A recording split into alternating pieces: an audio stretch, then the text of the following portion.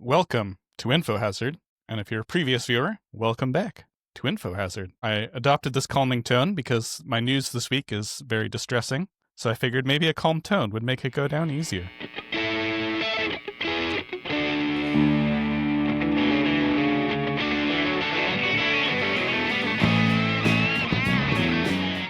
Yeah, I'm freaked out now. So this week, the United States military exploded a motorboat with 11 people on it. Donald Trump said that it was carrying massive amount of drugs, and the 11 people on board were terrorists, all of whom were killed. So the sharks are getting crazy stoned now? What military were those drug dealers working for? They were allegedly members of Tren de Aragua, which alert viewers may remember is Trump's excuse for everything. It's a Venezuelan prison gang. That doesn't appear to be a military. It doesn't. It's a very astute of you. Normally, when you blow up 11 of their citizens, it's considered an act of war. And a war crime to boot. So it's funny you mentioned the term war crime. On Twitter, J.D. Vance tweeted, "Killing cartel members who poison our fellow citizens is the highest and best use of our military," which Brian Krasenstein replied to him saying, "Killing the citizens of another nation, who are civilians without any due process, is killed a war crime," to which Vance replied, "I don't give a shit what you call it." I believe that. I think war crimes are the best use of our military.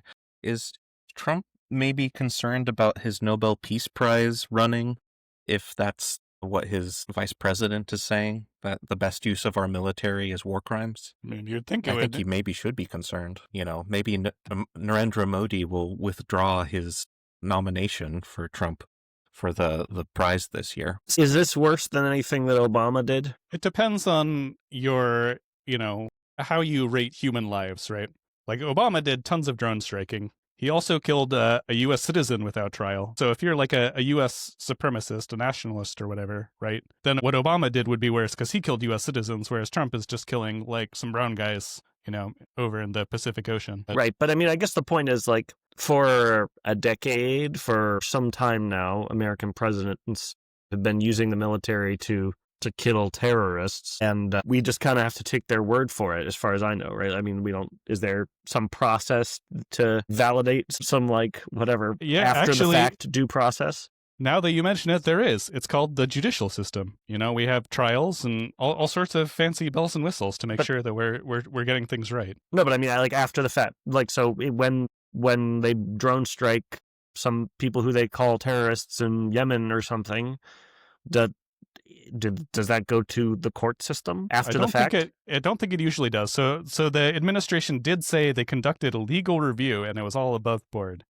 We investigated ourselves and found nothing wrong. But I just want to point out like how bad this is, that they're just like killing random people that they say are terrorists. Like this administration has already been caught like lying about tons of stuff, right? Like they lie visibly all the time. Like a couple of weeks ago, we had an episode where we talked about how they were framing the protesters in Los Angeles for things that they just like straight up didn't do. And then the video showed like the opposite of what the government said. So like you can't just be trusting them to like blow up people and get the right people. Not to mention like possibly starting a war with Venezuela. Like he's supposed to be the peace president. And but really, this is sort of like a time honored tradition for rulers like Roman emperors when they ascended to the throne, sometimes would just like ride out to like a peaceful barbarian village on the border and just massacre them all and be like, "Look, I'm Germanicus Maximus now. I'm protecting Rome from the barbarians." And this kind of just reminded me of that, where you just like go kill somebody who never posed any real threat and pat yourself on the back. I mean, this reminds me more of Rodrigo Duterte, the Philippines president, who declared it legal to kill drug dealers. So there were just like, widespread extra legal killings of just whoever in the Philippines for years and years. But that was against his own people. This is ostensibly outsiders, at least. Yeah, it's a shame that any evidence that there might be of this is, whatever, is just trust us, I guess. Yeah. Because in the Caribbean somewhere. It's possible that there's some truth to what they were saying, right? I mean, so even if they were cartel members, like, is blowing them up with the U.S. military really, like, the effective thing to do? Probably not. If they were cartel members, then they would be guilty of drug trafficking. Like, that's what they were being accused of, right? So why wouldn't we send United States law enforcement to go after them, right? That's something the DEA does. Why did we use the military? Because our leaders are deeply insecure, and they need to show how tough they are by killing people. Nothing's manly and tough like killing people. Okay. I mean, that's a terrible excuse, but I'm just saying it that's is how it these is an dummies accurate think. description of why they did this. Just answering the question. Yeah.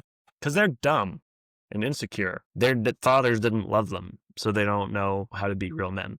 Yeah, I mean, I would like for there not to be a death toll associated with that particular little bit of domestic drama, but being unloved by your father is probably the number one highest death toll of all of the backstory elements. Daddy issues. Fathers and sons. So Yeah, all you fathers out there, read your kids a bedtime story, or else they'll maybe become murderers someday. Yeah.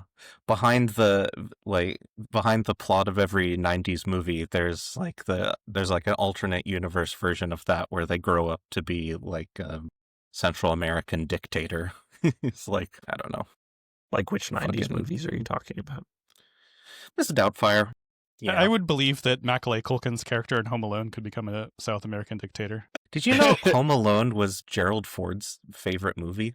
No, I did not. Can you just imagine, though, if you tried to invade the country and, like, you know, a brick falls down the stairs and, like, hits you on the head? Like, his country would be uninvadable, dude. It's just booby-trapped completely. Plus, Yeah. he has Flew that on the personal stairs. relationship with Donald Trump, dude, because they met in Home Alone Yeah. too. He's basically Duterte. Wait, is that the guy? Wait, no, not Duterte. The Maduro? guy No, from you got it. El Salvador. Well, yeah. Maduro. No, Nicolas Maduro. that's Venezuela. He's talking about El Salvador. Trump's Did you little say butt El buddy. Salvador? Oh, that's Bukele. Bukele, not Duterte. Yeah. It's basically Right. like Bukele, right? So maybe Home Alone boy is Bukele.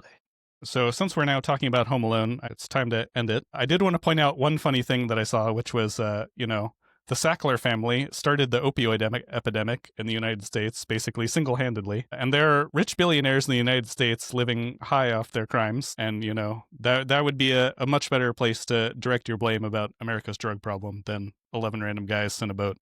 So if you agree, leave a comment. If you disagree, also leave a comment. If you have no strong opinion, guess what? You should leave a comment. And also like and subscribe. If you command a destroyer in the Caribbean, well, you know where to direct your ordnance. Your ordinance, your comments. Comments. That's what I meant to say. That's been another banger of an episode of Info Hazard.